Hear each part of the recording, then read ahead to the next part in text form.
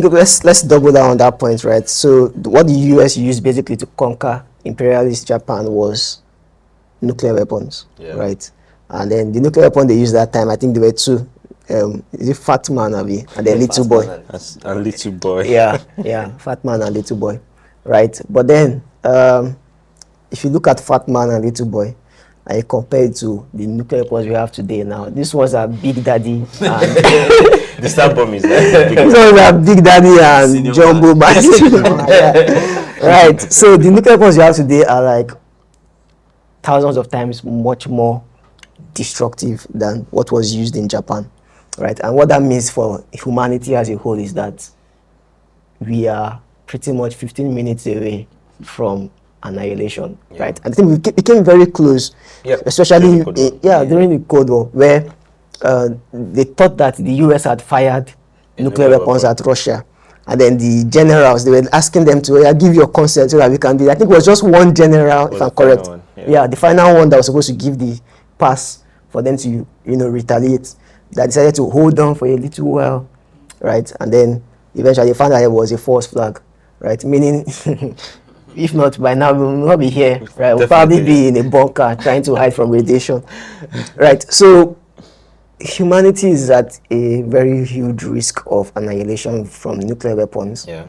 But the supporters of nuclear weapons will be like, okay, they are very important in the sense that they help to deter further warfare, right? So probably the reason why a Russia will not attack a US is because they know that it's going to end up in nuclear weapon and nobody will win that kind of warfare, right? So in your own perspective, do you feel that nuclear weapons are a net positive in preventing warfare?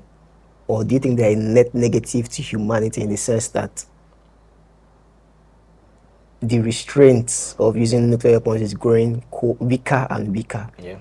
If, like, in just this past month, I'm sorry if the question is taking long, but like just this past month, we saw that Russia revised the standards or the protocols they have to take to, launch a nuclear weapon at their opponents because of the US and NATO supplying long-range missiles to Ukraine, and they're not targeting mainland Russia. So they just made it easier, basically, to use nuclear weapons now. So do you feel like the presence of nuclear weapons basically is like a bigger threat, or do you think that it is a net positive in the sense that it helps to prevent warfare? Of course, I'm not sure it's exactly net positive because we are all living under that dread. But it's obviously a very good deterrent so far. Now, the thing about like the development of nuclear weapons we have was that it had to happen eventually. There was no way to curb it, and once they were able to develop the first one, nobody was going to stop. So it's like down the line we are going to have a lot of arsenals eventually. So we just have to find a way to live with them. So we just live in that kind of era. However, I do not think we are going to get to a point that they are going to really deploy nuclear weapons to fight right now, except you really have a crazy man in charge. Because when you look at the cost, no one is really willing to bear the cost because no one is going to win out of it, given the amount that each country has. Both the United States and Russia and any surrounding country are going to basically be wiped out from the face. I mean, civilization is going to be dealt with thoroughly by the time they deploy all of those arsenals. What I feel can happen is that there is an increase in technical warfare, like in cyber warfare, and that's kind of the things we're kind of having now.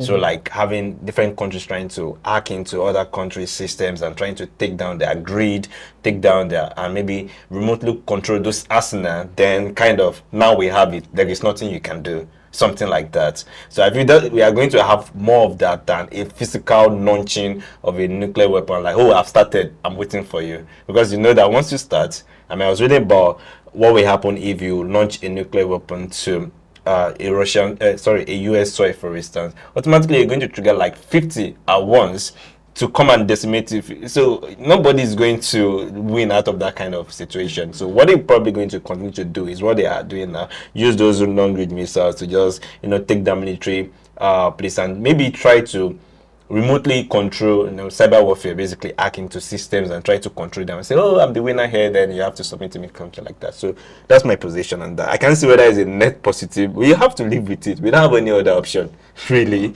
And so that's my position. If I was your position. Yeah, I think well, this is the kind of situation where fear is a valuable asset, Assets. because basically everybody knows that if this guy nukes me, I'm going to yeah, Get I'm going nuked. to nuke him, and everybody gets nuked, and your continent or your country It's is gone. gone.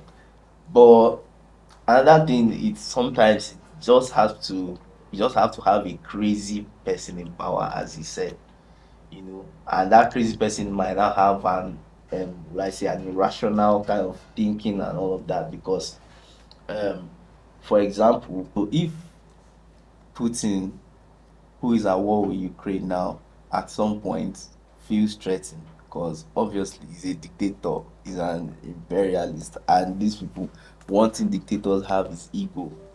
So if he feels that at some point the Russian people are going to turn against him, because what are you gaining from the war? You're just sending our men to die. You're not going to conquer Ukraine. It's obvious, because they have the backing of NATO and they have weapons. And our army is probably not motivated to keep going to this war. What does he do?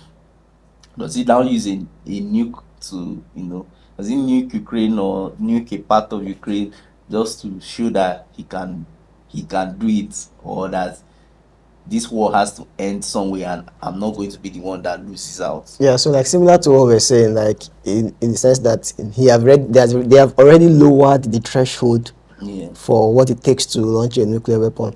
I think things like that is a very real possibility, right? That some kind of strong man or some kind of person who is kind of disillusioned can end up launching those nuclear weapons.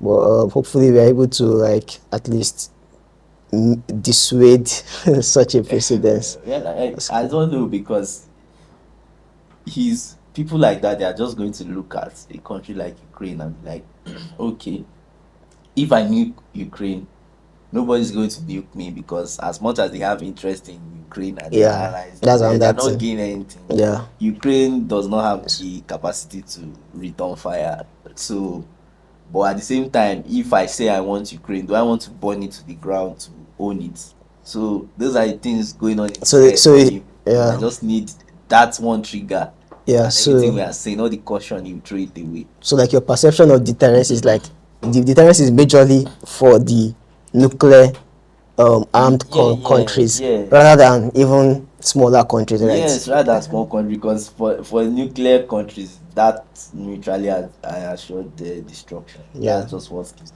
that's why they wage proxy wars. Yeah. That's Yeah. why they fund different groups, whether terrorist groups, whether militant groups, whether governments or dictators in smaller countries, to Yeah.